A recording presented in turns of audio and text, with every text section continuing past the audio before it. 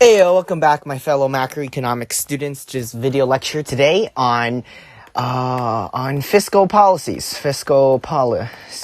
You're going to be talking about expansionary, contractionary fiscal policies, the definition, some examples, as well as a graph, as two graphs actually, talking about the short run and the long run of fiscal policies, and what it looks like in graphic form. So first of all, let me give you some definitions what a fiscal policy actually is. Okay, so definition. Fiscal policies refers to changes in taxes and government spending to influence aggregate demand. Okay, so what are some examples of fiscal policies? Now, fiscal policies is basically policies relating to the government's usage of money. Okay, so whether it is increasing taxes, such as the VAT, the value added tax, the direct taxes, indirect taxes, or reduction in taxes. Okay, increasing or decreasing, they're both fiscal policies. Later, we're going to look at expansionary and contractionary. Okay, so increasing taxes is a form of fiscal policy. Decreasing taxes is another form of fiscal policies. Increasing government spending, okay, for example, investing in the military, investing in education, public roads, infrastructure, increasing government spending, or reduction, okay, decreasing government spending. These are all examples of fiscal policies. Now, generally, the government's fiscal policies could be broken down into two different types. There are the expansionary fiscal policies and there are the contractionary fiscal policies. Expansionary fiscal policies set to increase aggregate demand, okay? They set to increase aggregate demand. Contractionary fiscal policy sets to decrease aggregate demand. And later we will see why the governments will like to do that and why the governments will like to restrict aggregate demand, where aggregate demand is the lifeblood of our GDP. Okay. So let's look at this. First of all, expansionary fiscal policies. That could be either something like decreasing the taxes, okay?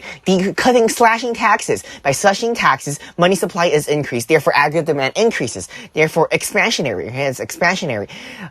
Purposes for expansionary fiscal policies include to boost the economy. For example, an economy is in a sluggish situation. An economy is currently undergoing a recession. For example, similar to the 2008 recession or the 1999 dot-com boom, okay? When in the midst of recession, during the boom and bust business cycle, governments will likely use fiscal policies such as tax cuts, such as increased government spending in order to boost and stimulate the economy. So that's the first type. The second type is increase in demand pool inflation. Okay, governments want to increase demand pool inflation. They want demand to increase. They want AD to increase. Okay? When AD increase, our GDP increase, economic growth, everybody is happy. Okay? So governments wants to increase real GDP, and a prime way to do that, a prime way governments can increase real GDP is to stimulate, okay, to increase the demand pool inflation. Now, what does that look like? With reference to this graph, you see 81, 82, 83. By increasing demand, by increasing aggregate demand, you get to shift to the right, increasing real GDP. So governments use expansionary fiscal policies also to increase AD to cause demand pool inflation. Now, third type, decrease unemployment. You'll see with money and excessive credit being available, employers have more money on hand, therefore they can employ more workers, and unemployment as a result goes down. So these are very important macroeconomics objectives for governments. Governments want low unemployment. Governments want high economic growth. Okay, but one very important thing, governments also want low inflation. Now, that's where the contractionary fiscal policies come in. You see, if the economy just has so much money, the influx of so much money, sure, we have expansionary, we have a low unemployment, we have boosting economic growth. However, what suffers? Inflation suffers. Inflation suffers as a result of high expansionary fiscal policies. Therefore, contractionary fiscal policies must also be enacted by the government. So government enacts contractionary fiscal policies, such as increasing taxes, such as reducing government spending, slashing government programs. These are reductionary or contractionary fiscal policies, the purpose for which is to reduce inflation. Also, another purpose for contractionary fiscal policy is to reduce the budget deficit. What's the budget deficit? For example, the U.S. government owns a lot, $20-something trillion of money, okay? It owns a bunch of money, literally trillions upon trillions, tens of trillions of dollars. Now, the government owns a lot of money, and this is what we call the budget deficits. In order to decrease the budget deficit, the government has to slash spendings.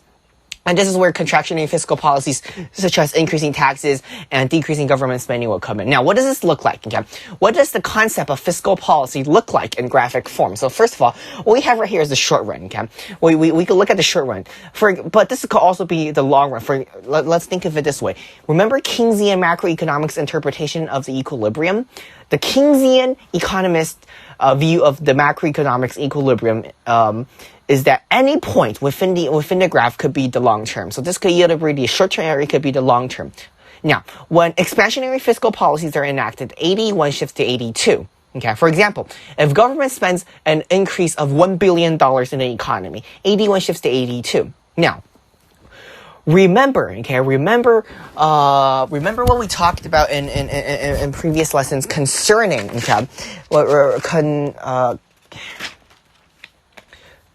concerning trickle-down economics and the Keynesian multiplier, the multiplier effect.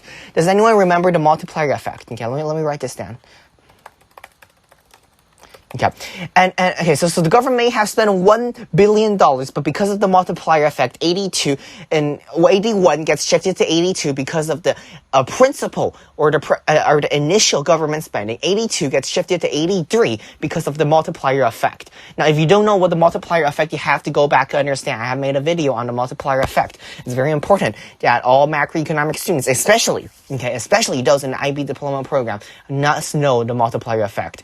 Okay, so 81 to 3 gets shifted 81 to 82 because of the principal initial government spending or fiscal policy or expansionary fiscal policy. 82 gets shifted to 83 because of the multiplier effect. Now, vice versa.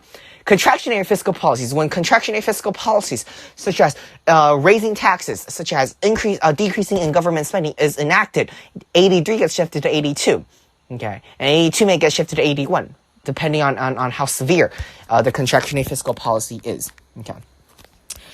All right, so that's that can either be the short run or the long run, and this right here is the classical interpretation. You see, LRAS1 gets shifted to LRAS2. Once again, when unemployment is decreased, full employment is reached, and therefore real GDP could increase, and the LRAS may be shifted to the right. So I hope this video is helpful in explaining some fiscal policies, explaining expansionary, the difference between expansion